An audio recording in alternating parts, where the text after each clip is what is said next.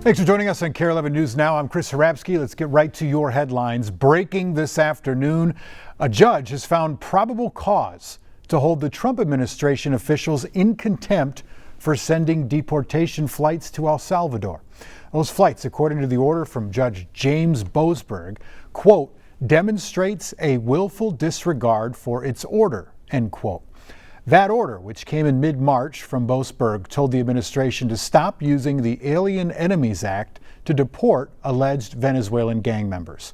Judge Boasberg is still deciding on a punishment and, according to his order, is giving the Justice Department an opportunity to respond. New today, Hong Kong firing back in the ongoing trade war between the U.S. and China. The semi-autonomous Chinese city now suspending postal service for packages to or from the United States.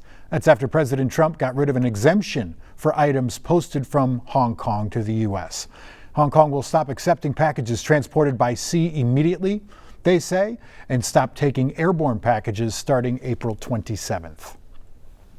It's just the latest as the two largest economies in the world, the U.S. and China, keep sparring off over tariffs. And the escalating trade war is spurring China to retaliate even more. NBC's Janice Mackey-Frayer has more from Yiwu, China. It's factories like this one in Yiwu, China, that makes hair accessories, a lot of them for export to the U.S., that are beginning to feel the sting of soaring tariffs, now at least 145% on all Chinese goods.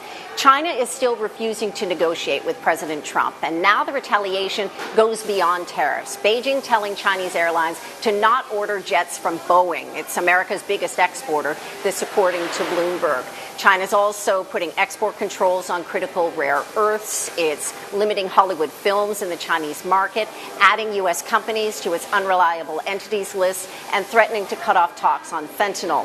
The White House has said that President Trump is adamant that we don't have to make a deal with China. China needs to make a deal with us. But neither side appears ready to make that deal. China's leader Xi Jinping has been on a tour of the region, shoring up partnerships and trade deals with Vietnam, Malaysia, and Cambodia.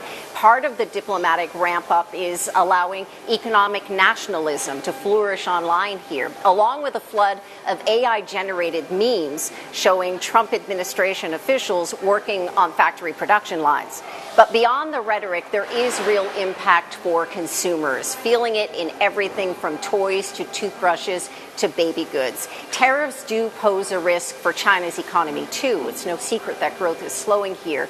But for now, neither side of this trade showdown appears willing to budge. Janice Mackey-Frayer, NBC News, Yiwu, China. A new lawsuit today trying to stop the Trump administration from revoking visas of international students was filed at a federal court in Atlanta. It seeks to stop the revocation of the visas that haven't been revoked yet and to reinstate those that have been already revoked. It's not clear if all those students whose visas have been terminated have to immediately leave the country or if they can stay to continue their education. Some of the students do not have criminal records. A new lawsuit alleges traffic stops and dismissed cases were used as justification for some of those revocations. Happening today, the man facing several felony charges after police say he brought a loaded gun to United Healthcare's headquarters is in court. According to the charges, 26-year-old Ian Wagner called the local FBI field office saying he would shoot up the place if charges against him for previous accusations weren't dropped. Court documents detailed Wagner's mental health history and a history of making harassments, stalking, obsession, and threats.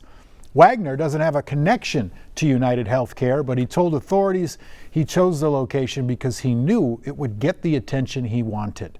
KARE 11's Lou Goose is speaking to Wagner's mother today. Don't miss that story on KARE 11 News at 4, 5, and 6. Developing right now, 2 people are dead after a mobile home fire in Jordan. That fire broke out about 3 this morning. The Jordan Police Department says when they arrived, the home was engulfed in flames. And a man was outside the home but said 2 women were still inside. Firefighters got into the home and pulled them out, but sadly one of them died on the scene. Another was rushed to the hospital, but she later died. Right now, the man is in serious condition, according to police. What sparked the flames still under investigation. To the North Metro now, where police say someone is dumping dead carp at several locations. It's not only stinky, but it's illegal as well. Jennifer Hoff has more on this fishy situation. The land of 10,000 lakes is a dream for avid anglers who can catch all kinds of fish. Leave them to rot, though, and they'll be the ones caught. Wyoming police posting this warning online about a fishy situation that has officers reeling in leads, a true nod to the department's well-known social media humor. It's fun seeing him post the stuff on Facebook, and then also seeing you guys out here. A journalism peak, no doubt, to help investigate this carp crime that people can smell for miles. It is a problem, for sure. It may be easy to make light of the issue happening here, but it's also a serious one. In Minnesota, it's illegal to waste any usable part of a wild animal, except carp are exempt because they're invasive, but dumping them is still littering, a misdemeanor and a $150 fine. We get the complaints around the odor, but you'd also just hope that it's not laying on the side of the boat launch. Police Chief Neil Bauer saying the first reports came in last week at the Comfort Lake boat launch. Some are still there. It's not that big of a lake. It's relatively surprising how big they are. There's no limit on where or when you can catch them, but it must be reported to the DNR. Keep them, and you need a special permit. A lot of people use them for gardening, for fertilizer. They are edible. Catching the carp culprits may not be easy.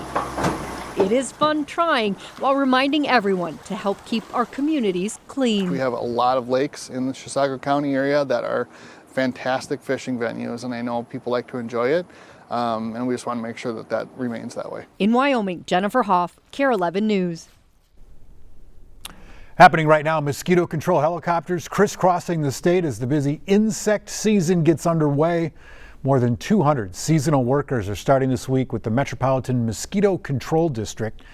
We tagged along with one of their field crews, and so far they're not seeing as much standing water as some years, which could mean fewer mosquitoes to the beginning of the season.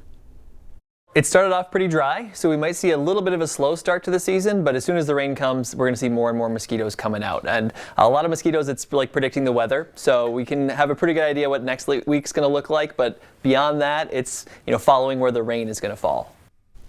One species of mosquito that is easier to predict, and experts say we could see a huge surge right around the 4th of July. Models are predicting around 4 times more mosquitoes than we saw last year.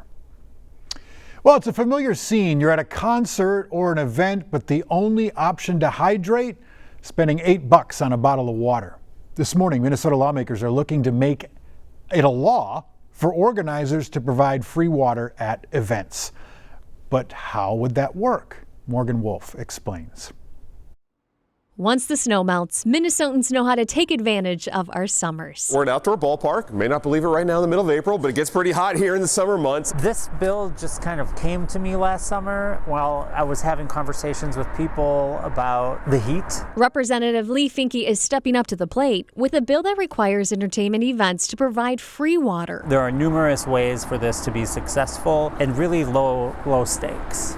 High reward. The bill says ticketed events of more than 100 people have 3 options: provide free bottled water, allow people to bring in factory sealed bottled water, or allow them to bring in empty water bottles and give them access to fill them up inside the venue. This applies to big and small entertainment areas. I got to tell you, the #1 seller at our concession stand last year was water. One of the bill's co-authors, Representative John Hewitt, runs concessions at Rosemount High School. As a former EMT, he thinks that the bill could prevent emergencies on hot days, even though high school stadiums will have to drop their no bottle bans. Unfortunately, what the kids were doing is bringing in stuff that they shouldn't be bringing in, such as alcohol, and that's throughout the state. Nobody can figure out how it got in, but they get it in. He thinks allowing empty water bottles is a good compromise. But Joel Carlson testified for Minnesota United with worries about size and type of water bottles. Our concern is that we're going to have a fan conflict. I can bring a big Yeti to this venue, but I can't to this one. The bill authors then made a revision to allow stadiums and venues to choose what types of bottles they let in. The Vikings and Twins already allow sealed water bottles under 32 ounces and empty clear plastic bottles that you can fill up inside. We are in touch with all of our professional sports counterparts across Major League Baseball and here in the Twin Cities, and it kind of varies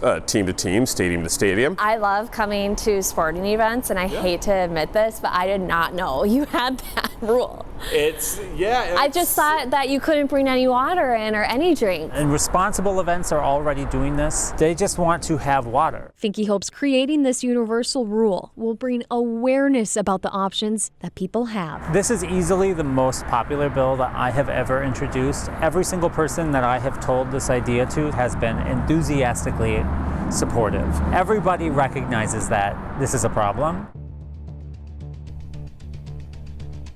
Morgan Wolf reporting there. Stick with us, more news and weather coming up after the break.